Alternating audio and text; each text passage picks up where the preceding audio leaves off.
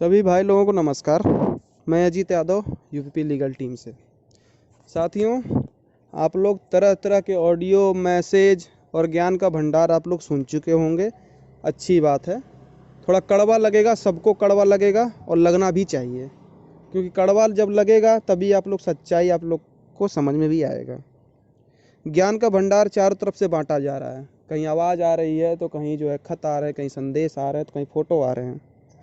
लेकिन ये सब का निष्कर्ष ज़रा सा आप हमें सभी लोग ये सोच लीजिए मन में, इससे अपनी भर्ती को क्या लाभ मिला। अपनी भर्ती को क्या लाभ मिला, हम ऐसा कौन सा पॉजिटिव चीज़ पा गए कि उसको हम केस में लगा दें और हम जीत जाएं एक डेट में।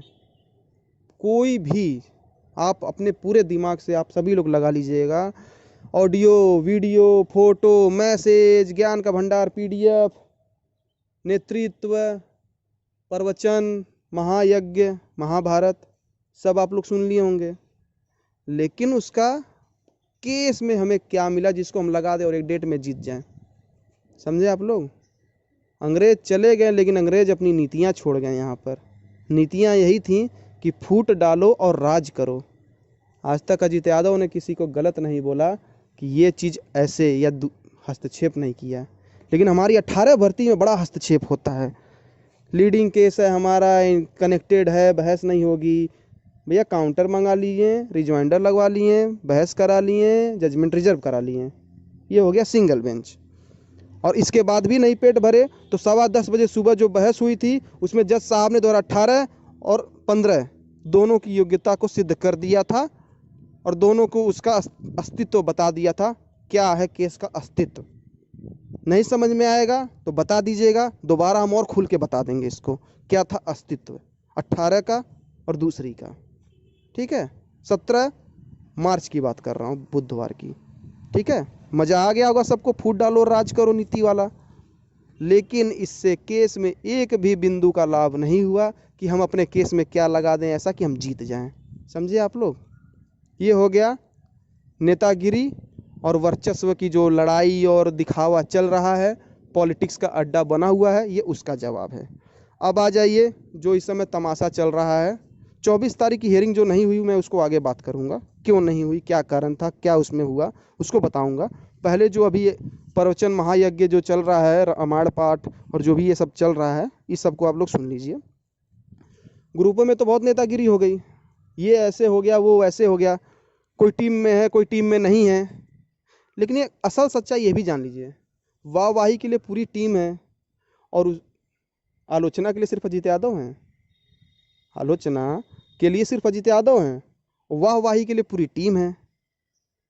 जब गलत हो जाए तो अजीत यादव जिम्मेदार हैं, अच्छा हो जाए तो अजीत यादव जिम्मेदार नहीं है, गलत हो जाए तो अजीत यादव जिम्मेदार हैं। जो लोग टीम में थे, क्या उनकी जिम्मेदारी दायित्व नहीं थी कि हम हमारे साथ और कुछ बेहतर कर सकें? थी, प्रयास हुआ था, सफलता नहीं मिली। जब सफलता नहीं मिलती है तो निराशा होता है। जिस प्रकार सबको होता है उस प्रकार हमें भी होता है। 24 तारीख को मैंने ना एक मैसेज डाला, ना मैंने एक ऑडियो डाला, ना मैंने एक स्क्रीनशॉट डाला, क्योंकि मेरे पास जवाब नहीं था। इसका मतलब ये नहीं था कि मैं टूट गया हूँ, इसका मतलब ये था कि मुझे भी निराशा होती है। सुबह 9:30 बजे कोर्ट में जाओ और जब 4 बजे निकलो और मेरे पास कुछ अच्छा बताने के लिए नहीं रहता आप लोगों के पास, तो मैं कौन सी बात आपको बताऊं। मैं सोचा कुछ और करता हूँ, कुछ और बेहतर करता हूँ, कुछ अच्छा लेकर आऊँगा, कुछ अच्छा बताऊँगा, तभी मैं जुबान खोलूँगा। लेकिन नहीं, ज्ञान का भंडार बांटा जा रहा था और आप लोग उसको नोट्स बना के लिखते रहिए, चाहे हाइलाइटर लगाइए, चाहे उसको कवर लगाइए, चाहे पिन कीजिए उसको। आप कितना भी ज्ञान का भंडार आपको मिल जाए भाई, लेकिन मैं सच्चाई बता रहा हूँ, आप 50 ग्रुप में रह लो, चाहे 50 ऑडियो सुन लो, आप केस का 1% की बेनिफिट आपको नहीं मिलेगा। केस में आप लोग हमारे पास फ़ोन करते हो, मैं किसी भी लड़के से, अपने भर्ती के किसी भी लड़के से, मैं आज तक केस के अलावा हंसी मजाक की बात मैंने आज तक की ही नहीं है। अगर कोई लड़का करना चाहता तो मैं बोलता हूँ भैया समय नहीं है, भैया मैं कुछ काम करने जा रहा हूँ। मैंने कभी किसी से दोस्ती इस तरह की नहीं भाई हंसी मजाक करूँ। जिससे बात होती है केस की बात होती है। केस के अलावा तो मेरे पास टाइम ही नहीं है भाई, सच्चाई है ये। रोज़ 200 से 300 फ़ोन आते हैं रोज़, एक का उठाता हूँ 10 आते हैं, एक का उठाता हूँ 10 आते हैं, रिप्लाई नहीं कर पाता हूँ। इसमें कुछ लोग नाराज़ हो जाते हैं कि इतने बड़े नेता हैं आप। इतने बड़े नेता नहीं हैं हम, इतना बड़ा आपके कान में भर दिया गया ना कि अब हम आपको नेता नज़र आने लगे और आप अपने आप को दूसरा महसूस करने लगे। लेकिन असल सच्चाई ये थी, ये वही लीगल टीम है जिसने लखनऊ से लेकर इलाहाबाद तक का संघर्ष किया, 30 लोगों की संख्या को 300 पहुंचाया और 300 की संख्या को आज 1200 में पहुंचाया है। ठीक है ना। और बिना संख्या के इलाहाबाद हाई कोर्ट हो चाहे सुप्रीम कोर्ट हो, कहीं किसी को कोई इज्जत नहीं है। कौन सी भर्ती बिना संख्या के हुई है? एसआई हो चाहे कांस्टेबल हो, बता दीजिए जरा सा आप लोग, कौन सी भर्ती बिना संख्या के पूरी हुई है? कुछ लोग कहते हैं याची ना बनाओ, ये ना बनाओ, वो ना बनाओ। संख्या नहीं रहेगी तो काम कैसे चलेगा? और पैसा नहीं रहेगा तो लड़ाई कैसे चलेगी? हर डेट पे फिर हम भी आपसे मांगते हैं चंदा, 200 रुपये दो भैया, 200 रुपये दो भैया। यही काम किया जाए हम लोग। आज तक हम लोगों ने अपनी 41,520 से सिर्फ एक बार सहयोग मांगा वो था जब अपना रिजॉइंडर लगा और 2 सीनियर एडवोकेट करने के लिए और रिजॉइंडर लगवाने के लिए, समझे, आप लोगों से। लेकिन आप लोगों ने जो शुरू में पैसा दिया था उसी से हम लोगों ने साल भर 1.5 साल केस लड़ा। कभी भी आप लोगों से नहीं बोले भैया हमको डेट लगवानी है, 200 रुपये दे दो, 500 रुपये दे दो। ये अपनी नियत थी और याचियों का सहयोग था, इसकी बदौलत। और आप अन्य भर्तियों का उदाहरण ले लीजिएगा ना, जाके पुराना रिकॉर्डिंग खोल लीजिएगा, हर सुनवाई पे चंदा, हर सुनवाई पे चंदा, हर सुनवाई पे भीख मांगने का काम। ये अपनी भर्ती में नहीं हुआ है। ठीक है। और वो लोग ज्ञान दे रहे हैं जो 3 साल से लड़ रहे थे और अब उनका हुआ है, और हम 1.5 साल से लड़ रहे हैं और हम पे उंगली उठा रहे हैं कि भैया हम 1.5 साल से नहीं फाइनल करा पाए। भैया 1.5 साल में काउंटर रिजॉइंडर सारी चीज़ें हो गई, फाइनल हियरिंग की डेट लग रही है, बहस नहीं हो पा रही है। बस सिंगल बेंच का भी डेट लगता था, बहस नहीं होती थी, बहस नहीं होती थी, निराशा होता था। एक दिन वो टेकअप हुआ, फाइनल हो गया। इसी तरह एक दिन डबल बेंच टेकअप होगा, फाइनल हो जाएगा, कानो कान खबर नहीं मिलेगा किसी को। समझे आप लोग? तो ये हो गई नेतागिरी। और अंग्रेज जो नीति अपनी छोड़ के गए थे ना, फूट डालो राज करो, वो अपने देश में, वो अपनी भर्ती में भी लागू हो चुका है। ठीक है। अभी तक लीगल टीम थी, सब एक थे। जिस दिन ये लीगल टीम खत्म होगी ना, उस दिन सब अनेक हो जाएंगे और गुटबाजी और जातिवाद शुरू हो जाएगा। जातिवाद शुरू हो जाएगा और हो रहा है जातिवाद। समझे आप लोग? तो ये चीज़ आप भी, आपकी भी योग्यता हाई स्कूल इंटर मांगा गया था, हमारी भी योग्यता हाई स्कूल इंटर मांगा गया था। हालांकि मैं एमएससी पास हूँ, ठीक है ना, मैथ से होगी। लेकिन यहाँ बात सिर्फ और सिर्फ इंटर के वैल्यू पे ही आप लोगों की नौकरी और हमारी नौकरी ली जाती है। आप भी बाहर हुए थे 18 फरवरी 2019 को, हम भी बाहर हुए थे 18 फरवरी 2019 को। आप घर पे 3500 रुपये, कोई 3000 रुपये, कोई 2500 रुपये दे के घर पे बैठा है, और मैं उस पैसे को लेकर यहाँ पर आलोचना झेल रहा हूँ और वकीलों के चक्कर काट रहा हूँ। ठीक है। तो ये हो गया आपके देन का, आपके सहयोग का और मेरे संघर्ष का। मैं सफल नहीं हुआ सिर्फ इसलिए आलोचना उठ रही है।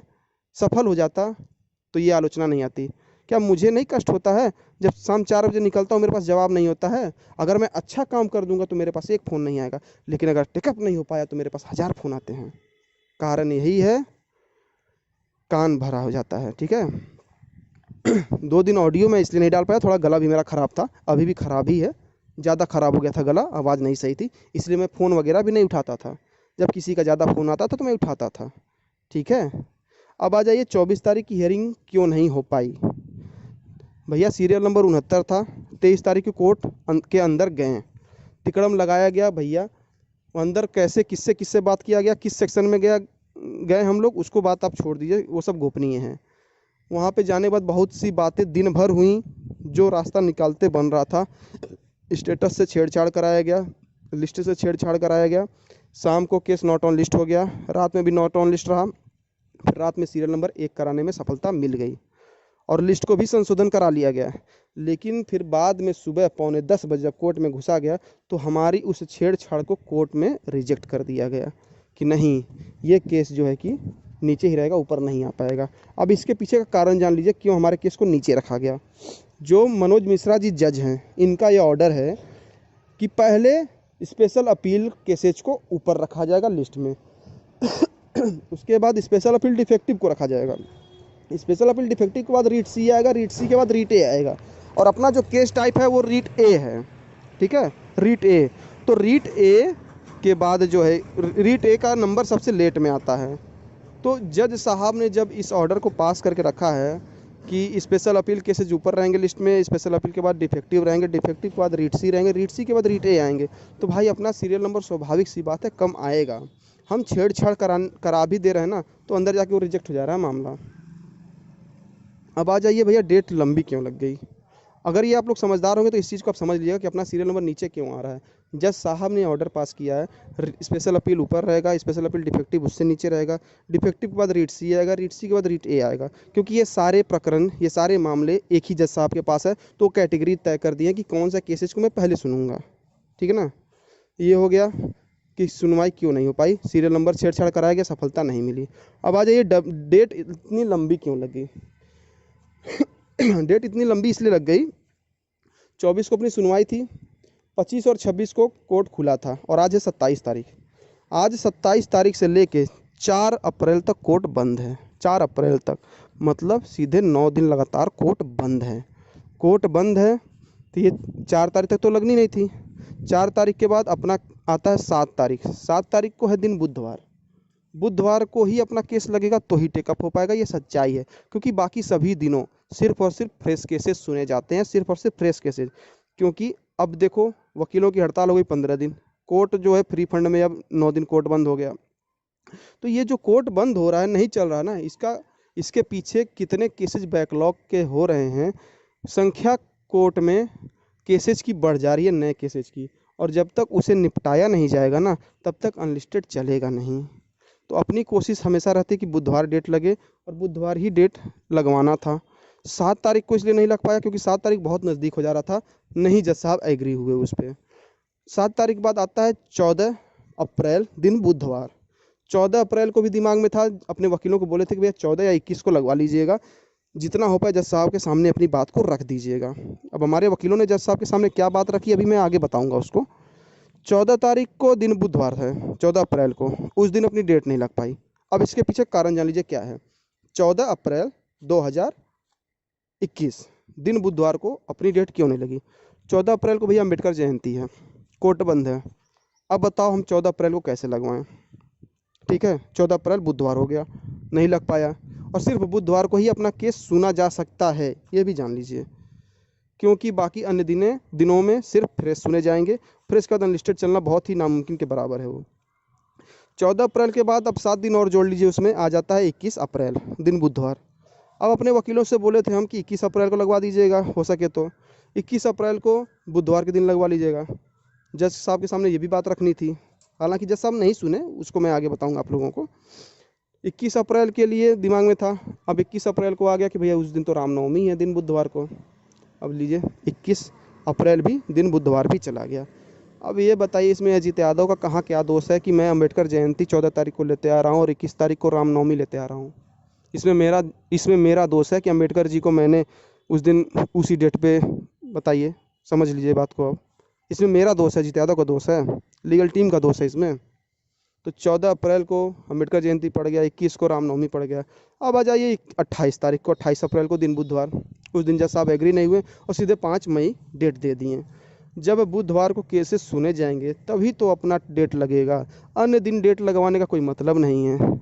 अब आप सोचेंगे 5 मई बहुत ज़्यादा लेट है, बहुत ज़्यादा लेट है, इसको मैं खुद मान रहा हूँ, बहुत लेट है। कम से कम आज से नहीं कुछ तो 1 महीना 10 दिन बहुत लेट है, मैं खुद मान रहा हूँ। इसीलिए मेरे पास कोई जवाब नहीं था कि मैं ग्रुप में ऑडियो या मैसेज डालूँ। ठीक है, लेकिन ये भी जान लीजिए, 2-4 कुत्तों और गधों के भौंकने के कारण शेर दहाड़ना नहीं छोड़ देगा। आप लोगों के सहयोग से बने हैं और यहाँ तक इस केस को पहुँचाए हैं अपनी जिद पे। आप लोगों ने पैसा दिया, ये नहीं पूछा कौन सा वकील कर रहे हो, कौन सा क्या कर रहे हो, बस भैया जिता देना।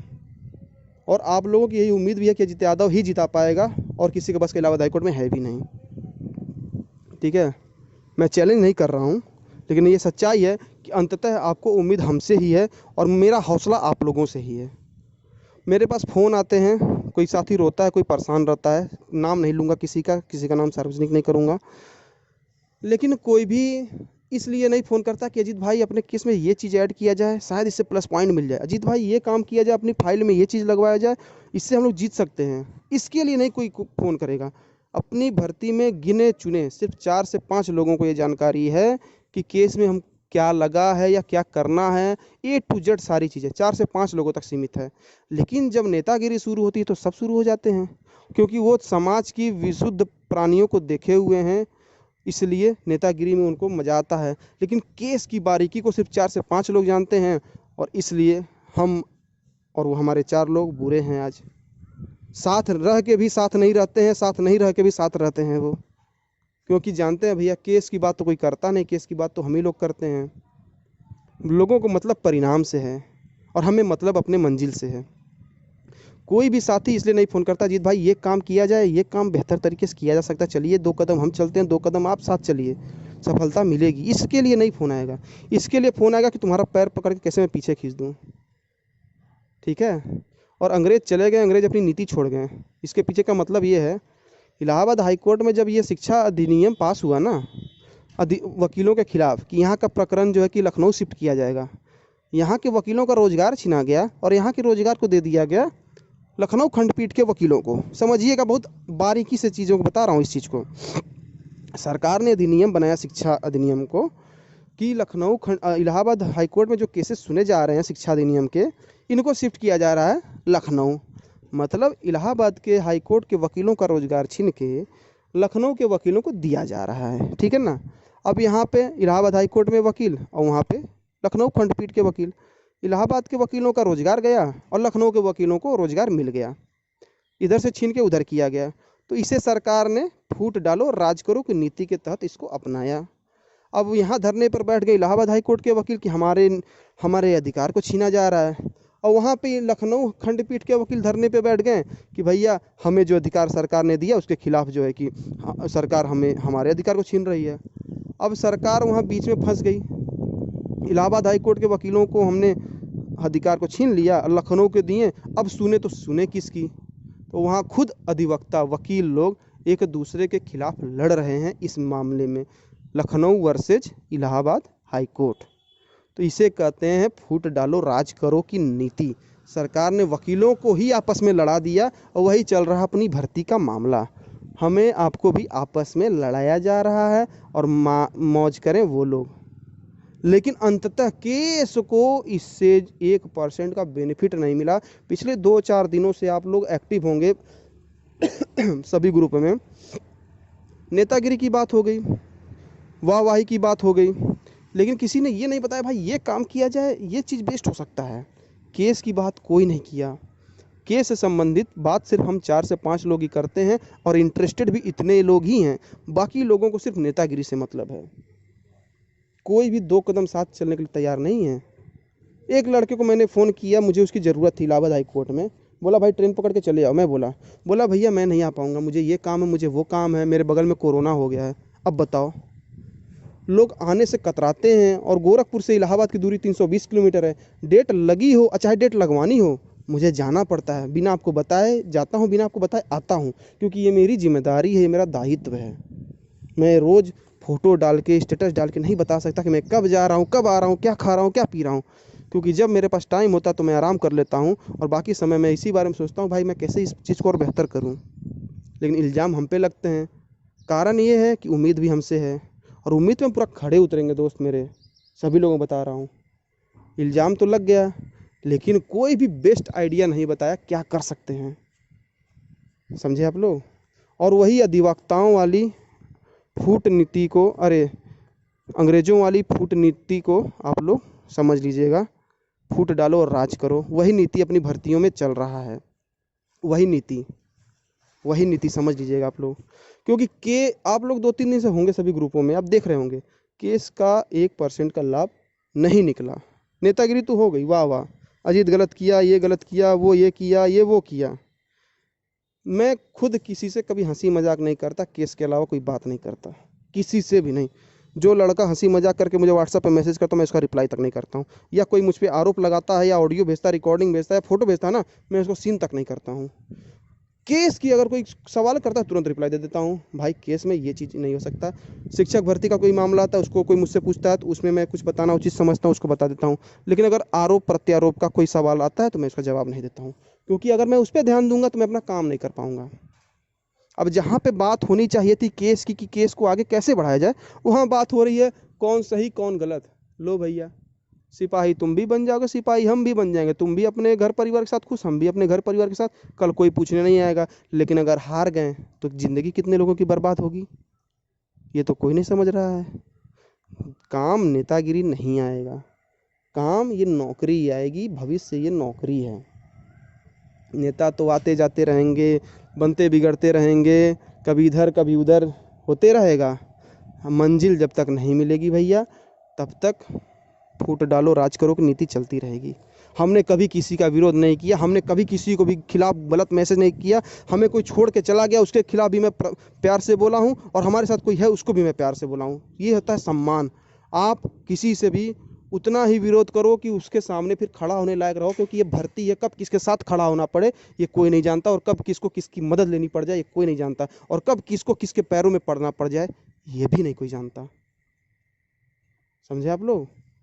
सब लोग भर्ती तमाशा ना बने बस।